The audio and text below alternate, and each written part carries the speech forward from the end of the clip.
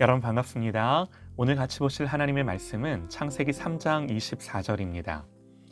이같이 하나님이 그 사람을 쫓아내시고 에덴 동산 동쪽에 그룹들과 두루 도는 불칼을 두어 생명나무의 길을 지키게 하시니라. 아멘. 반드시 죽으리라 그러나 라는 제목으로 하나님의 말씀 같이 듣겠습니다. 오늘 말씀은 범죄하고 에덴에서 쫓겨나는 아담과 하와의 모습을 보여주는데요. 이들의 모습은요, 마치 탈선한 기차와 같고 구멍난 배와 같습니다. 탈선한 기차는 아무리 열심히 달려가도 가야 할 목적지에 도착할 수 없습니다. 구멍이 나서 물이 들어오는 배도 마찬가지죠. 그 배가 아무리 크고 화려해도 목적지까지 항해할 수 없습니다. 하나님을 떠나 죄로 부패하고 타락한 인간이 이와 같은 거죠. 그 인생이 그러한 상태에서 무엇을 하든 절대로 그 스스로가 참된 행복과 구원에 도달할 수 없는 것입니다. 성경은 범죄한 인간이 어떤 상태에 놓이게 되었는지를 잘 설명해 주는데요. 첫째로요, 하나님과의 관계가 파괴되었습니다. 성경은 사람이 어떻게 지음을 받았다고 가르쳐 주나요? 하나님이 흙으로 빚어 그 코에 하나님의 영을 불어넣었다 그러죠. 흙으로 지어졌기에 육체의 생명을 유지하기 위해서는 흙에서 난 것들을 먹어야 그 생명을 유지하고 에너지를 공급받고 살아갑니다. 그러나 동시에 하나님이 숨을 불어넣으셔서 살아있는 영혼으로 지으셨기에 이 땅의 자원들도 필요하지만 반드시 하늘의 자원들로 공급받고 살아야 하는 거죠. 그런데 하나님과의 관계가 파괴되고 단절되므로 우리를 참된 인간으로서 살게 하고 또 하나님이 지으신 목적대로 선하고 아름답게 살 수 있게 하는 그 모든 하늘의 자원이 공급되는 통로가 막혀버리게 된 것입니다. 이것이 곧 죽음이에요. 육체의 죽음은 잠시 유보되었지만 우리의 영혼이 죽은 것입니다. 하나님 선악을 알게 하는 나무의 열매를 먹는 날에는 반드시 죽으리라 말씀하셨어요.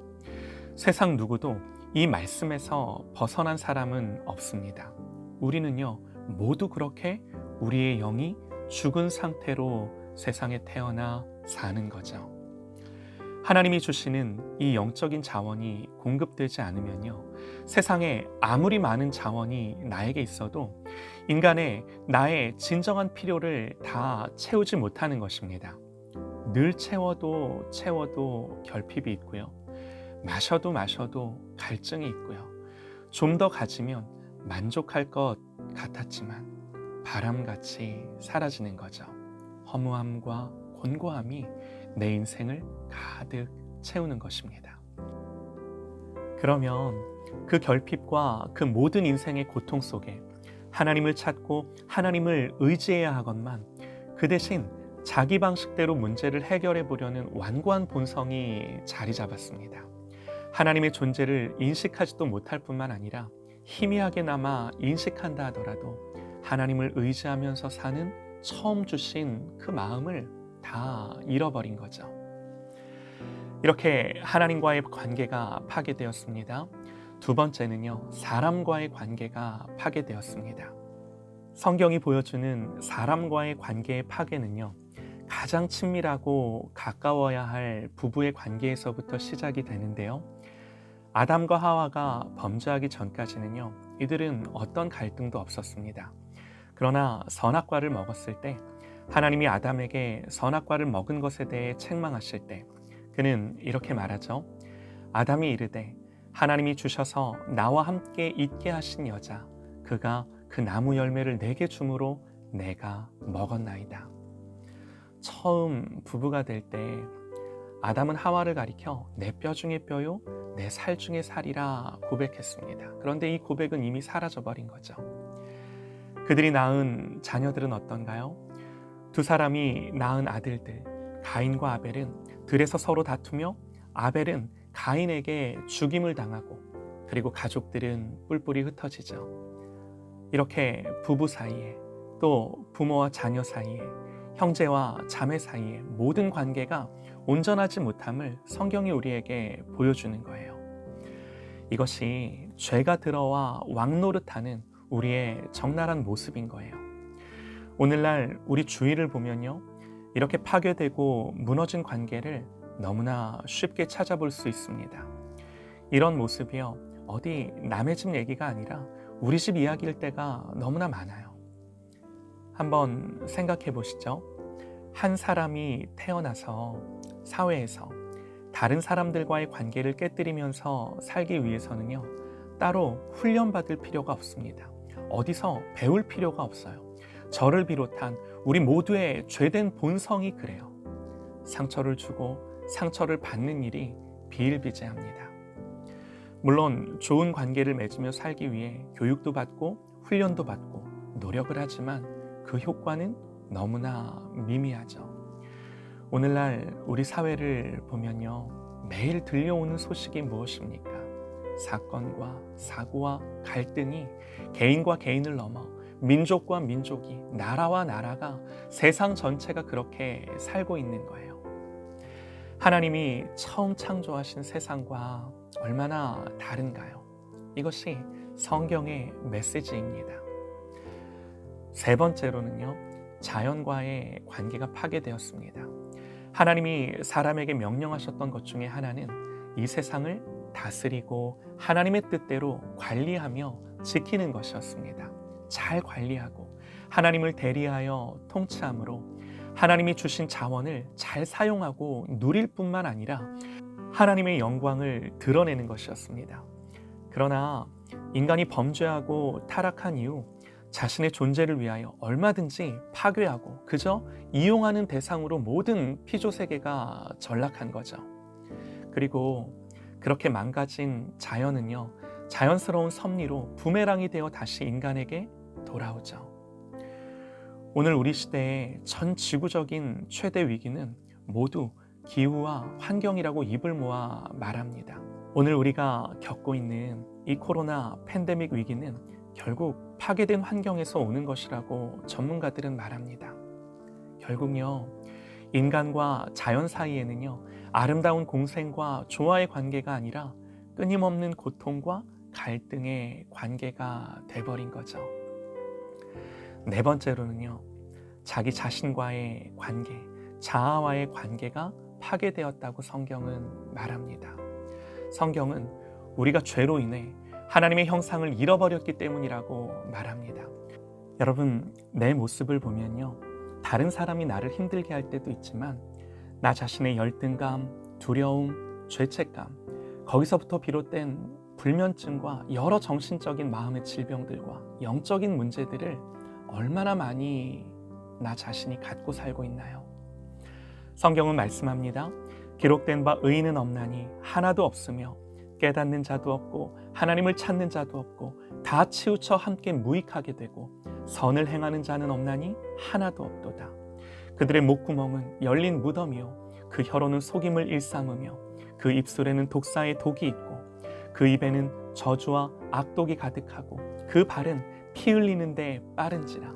파멸과 고생이 그 길에 있어 평강의 길을 알지 못하였고 그들의 눈 앞에 하나님을 두려워함이 없느니라 함과 같으니라. 모든 사람이 죄를 범하였음에 하나님의 영광에 이르지 못하더니. 그런데 여러분, 여기서 끝이 아닙니다.